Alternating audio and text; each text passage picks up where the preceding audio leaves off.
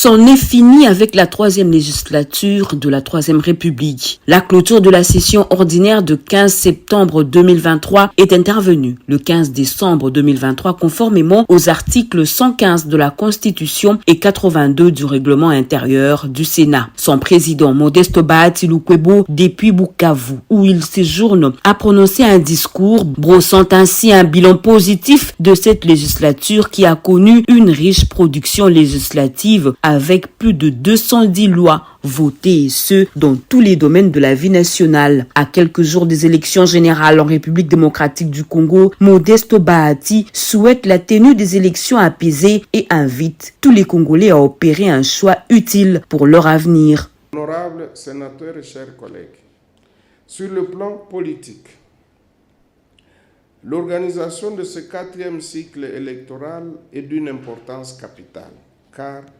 elle permet la consolidation de la jeune démocratie dans notre pays.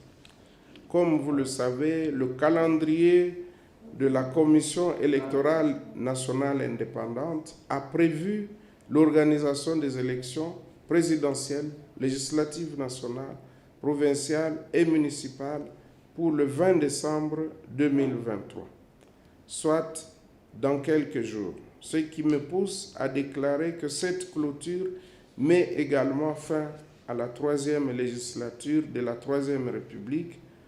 Il est évident que, conformément à la Constitution, le Sénat continue à travailler jusqu'à la reprise avec les sénateurs qui seront élus au second degré. Notre vœu le plus ardent est que ces élections se passent dans un climat apaisé avec un esprit de fair play.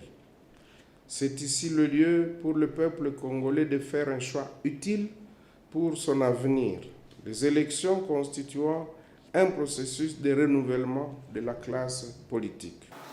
Au sortir de 5 années d'intenses activités marquées par des réunions, des conférences des présidents, des réunions de bureaux, des auditions des acteurs politiques et publics, des travaux en commission, l'adoption des rapports, de la tenue de séances plénières, l'arsenal juridique de la République démocratique du Congo s'est enrichi de nouvelles lois.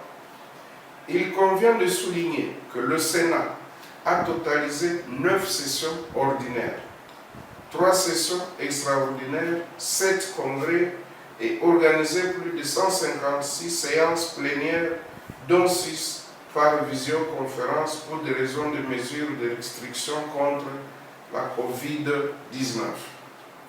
Au sujet de la production législative, notre Chambre a examiné et adopté plus de 211 lois qui touchent tous les domaines de la vie nationale. Toutefois, il y a lieu de rappeler au gouvernement, en dehors de la loi de finances de l'année, il avait l'obligation de déposer le projet de loi dans une chambre comme dans l'autre, conformément aux dispositions de l'article 130 de la Constitution, au lieu de privilégier le dépôt en premier à l'Assemblée nationale, comme nous l'avons constaté tout au long de cette législature. En outre, et conformément aux dispositions des articles 130 alinéa 1er de la Constitution et 119 du règlement intérieur du Sénat, 14 propositions de loi ont été initiées par des collègues sénateurs.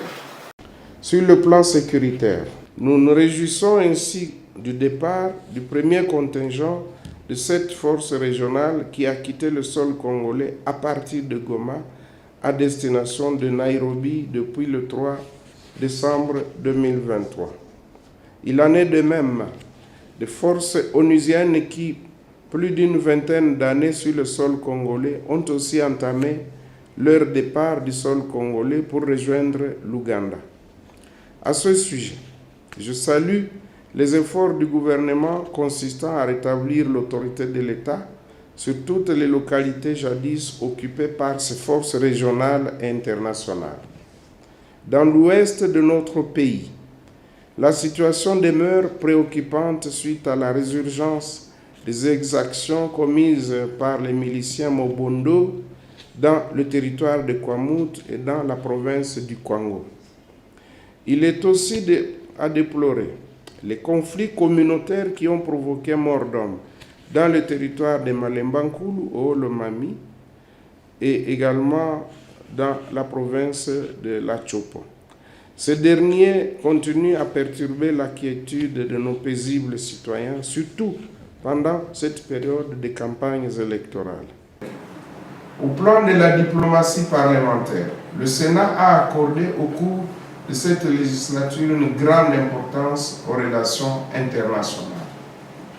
À cet effet, plusieurs missions ont été organisées à l'extérieur du pays dans le cadre des organisations interparlementaires à caractère mondial, régional et sous-régional, aux dispositions des articles 203 à 210 de notre règlement intérieur. Honorables membres du bureau du Sénat, honorables sénateurs et chers collègues, mesdames, mesdemoiselles et messieurs, je tiens à vous exprimer toute ma gratitude pour le travail acharné que vous avez déployé tout au long de cette législature, parfois dans des conditions difficiles. Votre dévouement, votre engagement, votre sens élevé de responsabilité, votre patience ont contribué au rayonnement de notre Chambre. Mes remerciements s'adressent aussi à mes collègues du bureau avec lesquels j'ai travaillé dans un esprit de confiance mutuelle et d'abnégation. Ça nous a permis de nous engager pleinement au service de notre Chambre et de notre peuple, car il est essentiel de savoir rester unis pour obtenir le soutien de tous. Je salue enfin le travail de qualité abattu par l'ensemble du personnel administratif et du personnel politique qui ont œuvré dans le sens de garantir le bon fonctionnement de notre Chambre. Ils ont, par leur collaboration, aidé les sénateurs que nous sommes à bien remplir notre mission. Avant de clore mon propos de ce jour, il est impérieux de rendre hommage à tous les collègues qui nous ont quittés en plein mandat, emportés par notre ennemi commun, la mort. Cette session essentiellement budgétaire n'a pas empêché l'effectivité de contrôle parlementaire des sénateurs sur les membres du gouvernement, notamment à travers les questions orales avec débat et les interpellations.